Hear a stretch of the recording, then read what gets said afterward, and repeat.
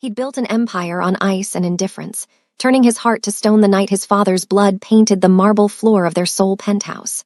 For 12 years, Kang Min-ho hadn't looked at a woman as anything more than a transaction, a distraction, or a threat. His world was clean, controlled, calculated, every move orchestrated like the crime syndicate he commanded with ruthless precision. Then she walked into the presidential suite of the Grand Lotus Hotel, carrying fresh towels and a smile that didn't belong in his cold universe, and something he'd buried alongside his father's memory clawed its way back to life. The curvy black woman with kind eyes didn't know she'd just shattered the armor of Seoul's most dangerous man, didn't know that the moment she asked if he needed anything else, his answer had already become everything. Welcome to Story World, besties. Please like, share, and subscribe. Min-ho stood at the floor-to-ceiling windows of the Grand Lotus Hotel's presidential suite, watching Seoul's nighttime skyline bleed neon into darkness. Behind him, his lieutenants discussed expansion territories and rival syndicate movements, their voices a familiar drone he'd learned to filter like white noise. He was 34, controlled half of Seoul's underground economy, and felt absolutely nothing about any of it anymore. Power was maintenance. Control was survival. Emotion was the luxury that got his father killed. The door opened without his permission, which meant housekeeping had ignored the privacy notice he'd specifically requested. Irritation flickered through him, the first genuine feeling he'd had in days. He turned, ready to have someone fired, and the words died in his throat. She was beautiful in a way that had nothing to do with the polished, manufactured perfection he'd grown numb to. Curvy, with rich brown skin that caught the amber lamplight, hair pulled back in a neat bun that emphasized elegant features and eyes that held warmth he'd forgotten existed. She wore the hotel's standard housekeeping uniform, but something about the way she carried herself made it look like a choice rather than a requirement. "I'm so sorry," she said immediately, genuine apology in her voice with a slight American accent. "I was told this suite requested evening turn-down service. If that's incorrect, I can come back later." Min-ho's lieutenants had gone silent, watching the exchange with the wariness of men who knew their boss's moods could turn lethal without warning. He should dismiss her, should have her supervisor reprimanded for the intrusion. Instead, he heard himself say, "It's fine. Continue." She hesitated, clearly sensing the tension in the room, then moved with quiet efficiency toward the bedroom area. His men exchanged glances, confused by his uncharacteristic tolerance. Min-ho ignored them, his attention tracking her movements with an intensity that surprised him. The meeting resumed, but he absorbed nothing. He was aware of her in the next room, the soft sounds of fabric being smoothed, pillows being arranged, the faint scent of lavender from whatever cleaning products she used. When she emerged 10 minutes later, she offered a small, professional smile that did something strange to his chest. "Is there anything else you need?" she asked, and the question felt loaded with possibilities he had no right to consider. "No," he said, his voice coming out rougher than intended. "Thank you." She nodded and turned to leave. He watched her reach the door, watched her hand touch the handle, and felt something crack open inside him that he'd sealed shut 12 years ago when he'd held his dying father and promised to never be weak again. "Wait," the word came out before he could stop it. She turned back, patient, curious. "Yes, sir." "What's your name?" It wasn't really a question, but she answered anyway. "Simone. I'm new to Seoul, just started at the hotel last month." "American," he stated. "From Atlanta originally." Her smile widened slightly. "Still getting used to the city, but I love it here." His lieutenants were stirring now, no longer pretending to discuss business. Min-ho didn't care. "Why Seoul?" he asked. "Fresh start," she said simply, and something in her eyes suggested there was a story there, one that involved pain she'd left an ocean away to escape. Sometimes you need distance to become who you're meant to be. The words hit harder than they should have. Min-ho had never had the luxury of running, had instead become exactly what his father's death demanded he become. Looking at this woman who'd chosen reinvention over resignation, he felt the weight of that difference. "Enjoy your evening," Simone said when he didn't respond, and this time he let her leave. The moment the door closed, his head of security spoke carefully. "Boss, do you want her background checked?" "No," Min-ho said, turning back to the window. Then, after a pause, "Yes, but discreetly. She's not to know." Later that night, Minho couldn't sleep. He stood in the same spot by the windows, remembering the warmth in Simone's eyes, the genuine quality of her smile. His phone buzzed with the preliminary background report. Simone Clark, 28, hotel employee visa, clean record, left Atlanta 6 months ago after a difficult divorce. No criminal connections, no red flags, just a woman trying to rebuild her life in a foreign country. He should delete the file and forget about her. Instead, he found himself requesting her work schedule. The next morning, Minho did something he hadn't done in years. He canceled his meetings and stayed at the hotel. His men thought he was planning something, strategizing some elaborate power play. In reality, he was waiting for housekeeping rounds like a teenager with his first crush, and the realization disgusted and intrigued him in equal measure. Simone arrived at his suite at precisely 2 in the afternoon, her knock professional and polite. When he opened the door himself instead of having security handle it, surprise flickered across her features. "Mr. Kang," she said, clearly having learned his name from hotel records. "I can come back if this is a bad time." "It's not," he said, stepping aside. "Please come in." She entered cautiously, her professionalism a shield he recognized because he wore the same armor daily. As she worked, he pretended to answer emails on his laptop while actually watching her reflection in the window glass. She moved with efficient grace, humming softly under her breath, completely unaware that Seoul's most dangerous crime lord was cataloging every detail about her like a man obsessed. "You've been in Seoul a month," he said abruptly. "How are you finding it?" She glanced over, clearly not expecting conversation. "It's beautiful," she said. "Different from home, but in good ways. People here have been kind mostly." "Mostly," he repeated. She shrugged, a small gesture that somehow conveyed volumes. There's always adjustment.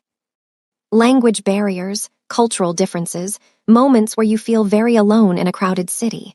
But that's part of the adventure, right? "Is it lonely?" The question came out before he could filter it. Too personal, too revealing. Simone stopped what she was doing and looked at him directly. "Sometimes," she admitted. "But I've learned that lonely and alone aren't the same thing. You can be surrounded by people and still feel isolated. Or you can be by yourself and feel completely whole." "Wisdom from experience," he observed. "Hard-earned," she confirmed with a slight smile that held shadows he wanted to chase away. They fell into silence, but it wasn't uncomfortable. When she finished and gathered her supplies, Minho stood. "Have dinner with me," he said. She blinked, clearly caught off guard. "I'm sorry, what?" "Dinner," he repeated. "Tonight. There's a restaurant I think you'd enjoy." "Mr. Kang," she said carefully, "I appreciate the offer, but I don't think that would be appropriate. You're a guest, I'm hotel staff. There are professional boundaries."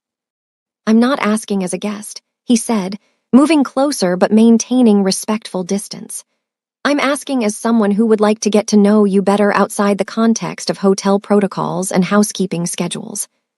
She studied him, and he forced himself to remain still under her scrutiny, to let her see whatever she needed to see to trust him. "Finally," she said, "one dinner, somewhere public, and I pay for my own meal." "Deal," he agreed, though he had no intention of letting her pay for anything ever again. That evening, Minho took Simone to a traditional Korean restaurant in Insadong, far from his usual haunts where syndicate affiliates might recognize him. He'd told his security to maintain invisible distance, wanting this to feel normal even though nothing about his life had been normal since he was 22 and inherited an empire built on blood. "This is beautiful," Simone said, looking around at the Hanok-style interior with genuine appreciation. "Thank you for bringing me here." "You said you wanted to experience Seoul," he replied. This felt like a good start. Over bulgogi and soju that she sipped cautiously, they talked. She told him about Atlanta, about working her way through college, about a marriage that had slowly suffocated her spirit until leaving became survival. He listened, really listened, in ways he hadn't listened to anyone in years. "What about you?" she asked eventually. "What's your story?" Minho considered lying, crafting some sanitized version of his life that wouldn't send her running. Instead, he offered carefully edited truth. "I inherited my family's business young," he said. "Too young. It required becoming someone I'm not sure I was meant to be." "Do you regret it?" she asked. "Every day," he admitted, the confession startling him with its honesty. But regret doesn't change reality. No, she agreed softly. But choice does. You're not stuck being who you were yesterday, Minho. Every moment is a chance to become someone different. She used his given name without the formal honorific, and the intimacy of it did something to him he couldn't name. No one had called him simply Minho in 12 years. Everyone used his title, his position, his power as a buffer between his name and his humanity. You make it sound simple, he said. I make it sound possible, she corrected. There's a difference. Walking her back to her apartment in Itaewon later, Minho felt something he'd thought died with his father. Hope. Not for redemption, exactly, but for the possibility that maybe there was more to existence than the cold accumulation of power and the efficient elimination of threats. At her door, Simone turned to him with a smile that made his chest ache. Thank you for tonight, she said. I haven't felt this normal since moving here. Normal, he repeated, the word tasting foreign. Like a regular person on a regular date having a regular conversation, she clarified. Not the hotel guest and the housekeeper, just two people sharing a meal and stories. Is that what you want, he asked, stepping closer. Normal. She met his gaze steadily. I want authentic, she said, whatever that looks like. He kissed her then, unable to resist the pull any longer, half expecting her to push him away, fully prepared to retreat if she showed any hesitation. Instead, she melted into him, her hands finding his shoulders, her lips soft and warm and absolutely devastating to every defense he'd built. When they finally broke apart, both breathing hard, she whispered, This is probably a terrible idea. Probably, he agreed, resting his forehead against hers. But she invited him inside anyway, and Minho followed her into the small studio apartment that smelled like vanilla candles and felt more like home than anywhere he'd been in 12 years. What happened next was slow and intense, a collision of loneliness and longing that burned away pretense. He touched her like she was precious, like she might disappear if he wasn't careful, and she responded with a passion that matched his own desperate need for connection. Every kiss was a question, every touch an answer, and when they finally came together, it felt like finding something he hadn't known he'd been searching for his entire life. Afterward, lying tangled in her sheets with city lights painting patterns across her skin, Minho felt terror mixing with wonder. This woman had somehow slipped past every wall he'd constructed, had found the human being buried beneath the crime lord, and now he was catastrophically vulnerable in ways that could get them both killed. He should leave, should end this before it became more complicated. Instead, he pulled her closer and let himself pretend, just for tonight, that he was someone who deserved softness. The next morning, Minho woke to an empty bed and the sound of shower running. For a moment, panic seized him, irrational fear that she'd left. That last night had been some beautiful hallucination his lonely mind had conjured. Then Simone emerged wrapped in a towel, her natural hair damp and curling around her face, and relief flooded through him so intensely it was almost painful. Morning, she said, her smile slightly shy but genuine. Morning, he replied, watching her move around the small space with unconscious grace. She made coffee while he pretended to check messages on his phone, both of them navigating the awkward intimacy of the morning after. Finally, she sat beside him on the bed and said, So, we should probably talk about what this is. What do you want it to be? He asked. She considered the question seriously. I like you, she said. A lot. But I'm also aware that I don't really know you, Minho. Last night was incredible, but I need to understand what I'm getting into before this goes further. He should tell her everything. Should explain that he was the head of one of Seoul's most powerful crime syndicates. That being with him meant danger, that people who got close to him had a tendency to become targets. Instead, he said, I want to see you again. And again after that. I want to know everything about you and let you know me in return. Even the parts you keep hidden, she asked quietly. Especially those, he said, meaning it more than she could possibly understand. They spent the day together, Minho ignoring increasingly urgent messages from his lieutenants, while Simone showed him Seoul through a tourist's eyes. They visited Bukshan Hanok village, ate street food in Myeongdong, took selfies at En Seoul Tower that he would never post but would keep forever. For hours, he was just a man falling for a woman, and the freedom of that was intoxicating. But reality reasserted itself that evening when his head of security finally tracked him down. "Boss, we have a situation," the man said in Korean, careful not to look at Simone standing beside Min-ho. "The Busan crew is moving on our territory. They hit 3 of our establishments last night. We need you." Min-ho's jaw tightened. "Handle it," he replied in the same language. "They specifically asked for you. Said if you don't show, they'll keep escalating." Beside him, Simone touched his arm gently. "Is everything okay?" she asked in English. He looked down at her, at the concern in her eyes, and felt the weight of his 2 worlds colliding. "Business," he said. "I have to go." She nodded, but he saw the flash of disappointment she tried to hide. "Okay, will I see you later?" "Yes," he promised, kissing her forehead. "I'll call you." But that night turned into 3 days of violence and negotiation, of reminding Seoul's underworld why Kang Min-ho's name carried weight, why challenging his territory was suicide. By the time he had breathing room, he had 17 missed calls from Simone and a sick feeling that he'd already started losing her. He found her at the hotel, finishing her shift. The smile she gave him when she saw him was warm but guarded, and he hated that he'd put that wariness there. "Hey," she said, "you're alive." "I'm sorry," he said immediately. "Things got complicated." "They always do," she replied, and there was something in her tone that suggested she was talking about more than his 3-day absence. They went to her apartment, and Min-ho tried to explain without really explaining, offered apologies without context, and watched her try to decide if she could trust him. Finally, she said, "I need you to be honest with me, Min-ho. What do you really do?" He could lie, should lie. Instead, he said, "Things I'm not proud of. Things that are necessary but not good. I run businesses that exist in gray areas, and sometimes those areas get dark." "Are you in danger?" she asked.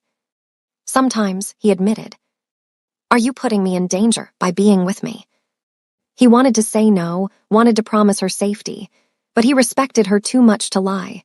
"Potentially," he said quietly, "which is why I'll understand if you want to end this now." Simone was quiet for a long moment, processing. Then she said, "I left my entire life behind to start over here, Min-ho. I'm not afraid of complicated or difficult, but I need honesty, and I need you to show up when you say you will. Can you do that?" "Yes," he said, pulling her close. "I swear it." She kissed him then, and he poured every ounce of his commitment into showing her what his words couldn't fully convey. That night, they made love again, slower this time, with the weight of understanding between them, and Min-ho silently vowed to protect her from his world even as he bound her more deeply to him. The following weeks fell into a pattern. Min-ho compartmentalized ruthlessly, handling syndicate business with his usual cold efficiency while carving out time with Simone that felt like breathing after being underwater. She didn't ask questions about the bruises that sometimes appeared on his knuckles, didn't press when he took calls in Korean and left the room. In return, he gave her everything else, attention and affection and a tenderness he'd thought died with his capacity for love. His men noticed the change. Their boss smiled occasionally now, checked his phone with anticipation rather than irritation, left meetings early for reasons that had nothing to do with strategy. Some saw it as weakness. His head of security saw it as liability. "Boss, we need to talk about the girl," the man said one morning. "No," Min-ho replied flatly, "we don't. She's a vulnerability, if the other families find out." "They won't," Min-ho cut him off, "because everyone who knows about her values their life more than gossip." The implicit threat hung in the air. His security chief nodded slowly. "Understood. But for what it's worth, I hope she's worth the risk." "She is," Min-ho said with absolute certainty. But the universe had a way of punishing hubris, and Min-ho's came due on a Tuesday evening when he was supposed to meet Simone for dinner. Instead, he got a call that changed everything. "We have your woman," a voice said in Korean. "You have 24 hours to transfer your Gangnam territories, or we start sending pieces of her back to you." The phone went dead. Min-ho stood frozen for exactly 3 seconds, terror and rage warring in his chest. Then he moved, calling his entire organization to arms, mobilizing every resource he had, becoming the monster everyone whispered about but few had actually seen fully unleashed. because someone had made the fatal mistake of touching what was his, and Min-ho was about to remind Seoul why crossing Kang Min-ho meant death. The warehouse district south of the Han River was where Seoul's underworld conducted business that required privacy and easy body disposal. Min-ho arrived with 20 armed men, rage barely contained beneath the cold mask he wore like armor. Every second Simone spent in enemy hands was agony. Every breath he took without knowing if she was hurt felt like betrayal of the promise he'd made to protect her. His phone buzzed with reconnaissance. There in Warehouse 7, his lieutenant reported. Thermal imaging shows 6 hostiles, 1 captive restrained in the center room. Perimeter is light security, they're overconfident. Because they think I'll negotiate, Min-ho said quietly. They're wrong. Boss, maybe we should consider their demands. His head of security began carefully. The Gangnam territory is valuable, but it's not worth. She's worth everything. Min-ho cut him off, his voice lethal. And anyone who thinks otherwise can join the people who took her. The message was clear. They moved in with surgical precision, Min-ho leading despite his men's protests. He needed to be the one who found her, needed to see with his own eyes that she was alive. The first guard went down silently, knife to the throat before he could raise alarm. The second and third followed just as quietly. Min-ho moved through violence with practiced efficiency, each kill cold and necessary, each step bringing him closer to Simone. When he finally kicked open the door to the center room, time seemed to slow. Simone was tied to a chair, her face bruised, blood trailing from a split lip, but her eyes were fierce and alive. Relief hit him so hard his knees almost buckled, immediately followed by volcanic rage at the men who dared mark her skin. Well, the apparent leader said in Korean, smiling with false bravado. The great Kang Min-ho, right on time. Shall we discuss terms? Min-ho shot him between the eyes without breaking stride. The man's body hit the ground as Min-ho killed the remaining guards with brutal efficiency, his movements fluid and merciless. Within 30 seconds, every threat in the room was neutralized, and he was kneeling in front of Simone, hands shaking as he cut her restraints. Are you hurt? He demanded, his voice rough with emotion he couldn't contain. Did they? I'm okay, she said quickly, though tears were streaming down her face now. Min-ho, I'm okay, just bruises. He gathered her against him, holding her so tightly she gasped, but she didn't pull away. She clung to him just as desperately, her body trembling with delayed shock. Around them, his men secured the warehouse and began cleanup, but Min-ho couldn't move, couldn't release her, couldn't process anything beyond the fact that she was alive and in his arms. I'm sorry, he whispered into her hair, the words broken. I'm so sorry. This is my fault. I should have protected you better. You found me, she said, pulling back enough to cup his face with bound hands he was still working to free. You came for me. Always, he promised fiercely. Always, Simone. There is nowhere in this world you could be taken that I wouldn't tear apart to bring you home. She kissed him then, desperate and salt-tainted with tears, and he kissed her back with everything he had, every fear and relief and vow pouring into the connection. His men politely looked away, giving their boss this moment of raw humanity before he had to become the cold strategist again. Later, in the back of his car with Simone curled against him wrapped in his jacket, Min-ho made calls that would reshape Seoul's underworld.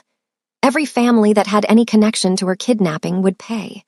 Not just the perpetrators, but anyone who'd known and failed to warn him, anyone who'd thought his affection for Simone made him weak. By dawn, 3 rival organizations would cease to exist, their leadership eliminated, their territories absorbed into his control as a message that would echo through the criminal world for years. Touch what's mine, and I'll erase you from existence. At his penthouse, Min-ho personally tended to Simone's injuries with hands that could kill, but touched her with infinite gentleness. She watched him clean the cut on her lip, apply antiseptic to the bruises darkening her cheekbone, his jaw clenched so tight she could see the muscle jumping. Talk to me, she said softly. I failed you, he replied, his voice hollow. I brought this into your life. You could have died because of me. But I didn't, she countered. You saved me. I shouldn't have had to save you. He set down the first aid supplies and turned away, unable to look at the evidence of what his world had done to her. You should leave Seoul, Simone. Go back to Atlanta or anywhere else, just somewhere far from me and this life. She was quiet for so long he thought she'd agreed, thought he'd lost her to the reality he'd tried to keep at bay. Then she said, "Is that what you want?" "What I want is irrelevant," he said bitterly. "What's safe for you?" "I asked what you want, Minho," she interrupted firmly. "Not what you think I should do, not what's logical or safe. What do you want?" He turned back to her, letting her see everything he usually kept hidden. "I want you," he said hoarsely. "Every day, every way, for as long as you'll have me. I want to wake up next to you and fall asleep with you in my arms. I want your laughter and your wisdom and your terrible taste in reality television. I want everything, Simone, and I hate myself for it because wanting you puts you in danger." She stood, crossed to him, and took his face in her hands with the same gentleness he'd used on her injuries. "Then make me safe," she said simply. "You command an empire, Minho. Use that power to protect me instead of pushing me away." "It's not that simple," he started, but she cut him off with a kiss that tasted like antiseptic and determination. "Then make it simple," she whispered against his lips. "I'm choosing you. I'm choosing this, knowing the risks. Now you have to choose if you're brave enough to let me stay." He kissed her then with desperation and devotion, lifting her easily and carrying her to his bedroom, to the space he'd never shared with anyone. They made love with new urgency, with the awareness of how close they'd come to losing each other, with promises spoken in touch and breath, and the way their bodies fit together like pieces of a puzzle finally complete. Afterward, with Simone asleep against his chest, Minho made a decision. If she was brave enough to stay, he would be ruthless enough to keep her safe. That meant consolidating power, eliminating every potential threat, building walls around her so impenetrable that even thinking about touching her would be suicide.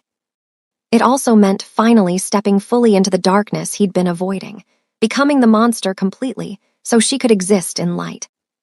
The next morning, Minho called a meeting of every major family head in Seoul.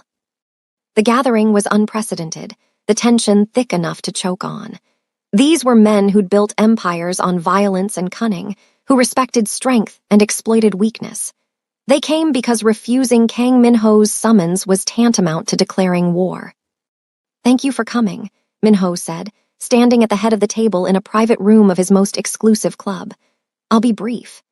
As of today, Simone Clark is under my direct protection. She's not a business associate, not a strategic alliance. She's mine. Anyone who looks at her wrong, speaks to her disrespectfully, or even thinks about using her as leverage will discover exactly why my family has held power in this city for 3 generations." One of the older bosses, a man who'd known Minho's father, spoke carefully.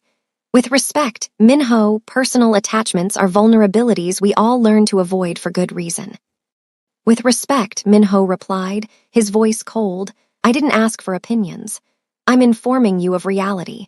Yesterday's incident was handled. The organizations responsible no longer exist. Consider that a demonstration of what happens when someone forgets who I am." He let that sink in, watched understanding dawn on faces that had seen decades of violence. "You've made yourself a target," another boss said. "Every ambitious fool will test this weakness." "Let them try," Minho said flatly. "I'll welcome the opportunity to remind Seoul that I am my father's son." The meeting ended shortly after, the message delivered and received. As the bosses filed out, Minho's head of security approached quietly. "That was a dangerous play, boss. You've essentially painted a target on her back to prove she's untouchable." "I know," Minho said, "which is why from now on, she has protection every moment she's not with me. Best team, rotating shifts, invisible but always present." "And if she objects to being guarded?" Minho's expression hardened. "Then we protect her anyway. Her safety isn't negotiable." Simone did object loudly when she discovered the security detail 3 days later. "I'm not some fragile flower that needs babysitting," she argued in Minho's penthouse. "I've lived independently my entire adult life." "That was before people knew hurting you would hurt me," Minho countered. "The world changed, Simone. You can be angry about that, but I won't apologize for keeping you alive." "So I'm just supposed to accept being watched constantly?" She threw up her hands. "That's not a relationship, Minho. That's captivity dressed up as protection." "Then what do you want from me?" His own frustration broke through. "You say you choose this life, but you resist what comes with it. I can't protect you if you won't let me." I want to be your partner, not your prisoner, she shot back. There's a difference between protection and control. They stood on opposite sides of the living room, the distance between them feeling vast despite being only feet apart. Finally, Minho said quietly, I watched my father die when I was 22. He was killed because someone he trusted betrayed him, used his love for my mother as a weapon. I held him while he bled out, and his last words were to never let emotion make me weak. For 12 years, I built walls so high nothing could touch me.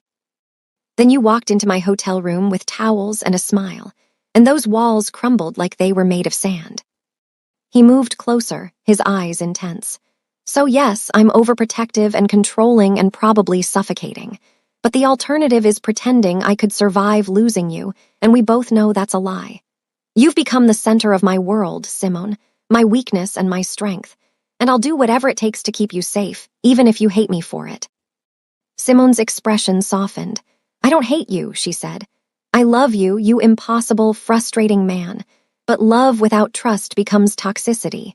You have to believe I'm strong enough to handle your world. You are strong enough, he said immediately. That's not the question. The question is whether I'm strong enough to watch you take risks. Then get stronger, she challenged. Because I'm not going anywhere, and I refuse to live in a gilded cage no matter how much you claim it's for my safety.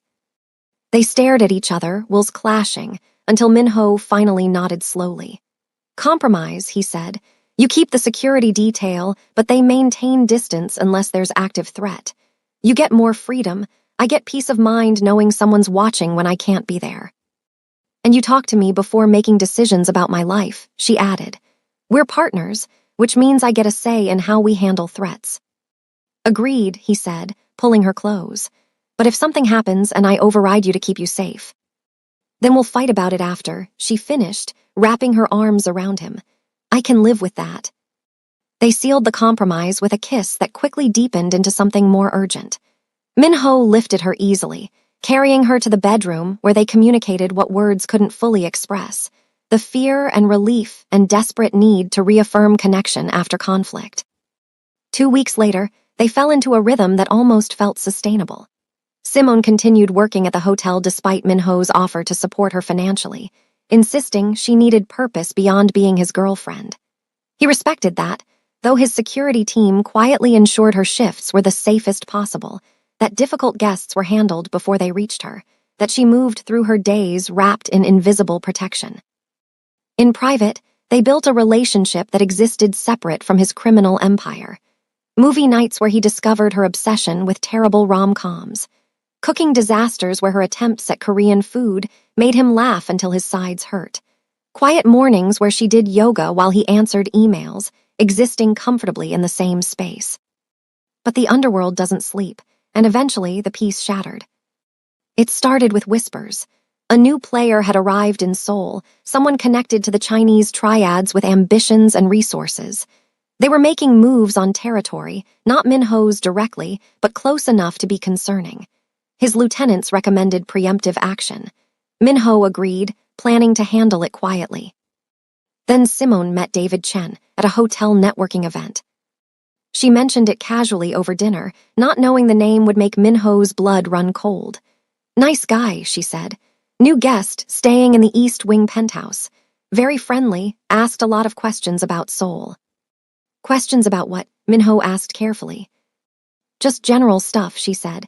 Best neighborhoods, restaurant recommendations. Why? Because David Chen is the triad enforcer I'm currently in conflict with, Minho said flatly.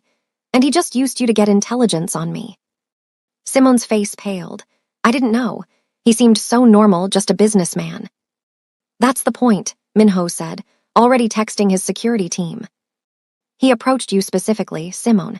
This wasn't coincidence.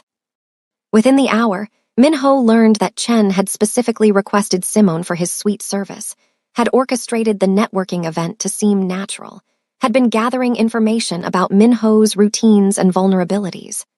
All through innocent conversation with a woman who had no idea she was being used. I'm so sorry, Simone said, visibly shaken. I should have been more careful. This isn't your fault, Minho said, though fury burned through him at both Chen's manipulation and his own failure to anticipate it. But it proves my point. You're a target now whether we like it or not. The next move came faster than expected. Chen requested a meeting, neutral territory, just the two of them to discuss territorial agreements. It was obviously a trap, but refusing would show weakness. Minho agreed with conditions. The meeting took place in a restaurant Minho owned, swept for weapons and surveillance, his men positioned throughout despite the agreed-upon privacy. David Chen arrived alone as specified, impeccably dressed, smiling with false warmth. "Kang Minho," he said in Mandarin-accented Korean, "thank you for meeting with me." "Let's skip the pleasantries," Minho replied coldly. "What do you want?" Chen's smile widened. "Direct. I appreciate that. I want the Gangnam territory. You want me to stop investigating your girlfriend, seems like a fair trade." "Nothing involving her is ever on the table for negotiation." Chen leaned back, studying him. "You know what's interesting? I researched you extensively before coming to Seoul. The Ice King, they call you. 12 years of ruthless efficiency, no emotional attachments, no exploitable weaknesses. Then suddenly, there's this American woman, and you're making decisions based on feelings. It's almost romantic if it wasn't so disappointing." "Your point," Minho said flatly. "My point is you've already lost," Chen said, "because now you care about something more than power, and that makes you predictable, controllable, weak." Minho smiled then, cold and absolutely terrifying. "You're confusing weakness with motivation," he said quietly. "I was dangerous when I had nothing to lose. Now I have everything to lose, which means I'll go further than you can imagine to protect it. That doesn't make me weak. It makes me absolutely merciless." Chen's confidence flickered. "Is that a threat?" "It's a fact," Minho replied. "You approached Simone thinking you'd found leverage. What you actually did was give me a reason to erase you from existence. So here's my counteroffer. Leave Seoul within 24 hours, or discover what happens when you threaten the only thing Kang Minho loves." The meeting ended there. Chen left, and Minho knew they'd reached the point of no return. This would end in blood, the only question was whose. That night, he held Simone close and told her everything. About the conflict, the threats, the reality that loving him meant living in the crossfire. She listened quietly, then said, "What do you need from me?" "Stay close," he said. "Trust my security team. And know that whatever happens in the next few days, I'm doing it to build us a future where we don't have to look over our shoulders constantly." She kissed him softly. "Then do what you need to do. Just come back to me." The war was brief and brutal. Minho struck first, targeting Chen's operations with coordinated precision, cutting off money flows and supply lines. Chen retaliated by going after Minho's legitimate businesses, trying to force him into costly defensive positions. For 3 days, Seoul's underworld held its breath, watching two predators circle each other. The end came in a warehouse meeting that both sides knew would be final. Minho arrived with his full force, no longer pretending this could be solved diplomatically. Chen came with equal numbers, equally prepared for violence. "You could have avoided this," Chen said. "All you had to do was choose power over pussy." Minho shot him in the kneecap before anyone could react. Chen went down screaming, and the warehouse erupted into chaos. But Minho had planned better, positioned smarter, and fought with the desperation of a man protecting everything that mattered. When the smoke cleared, Chen's organization was destroyed, and Minho stood over the man who'd threatened Simone. "She's not leverage," Minho said coldly. "She's my future, and you were too stupid to understand the difference." He left Chen alive but broken, a message to anyone else who might test him. Then he went home to Simone, covered in blood that wasn't his, and let her see exactly who he was when everything was stripped away. She didn't flinch.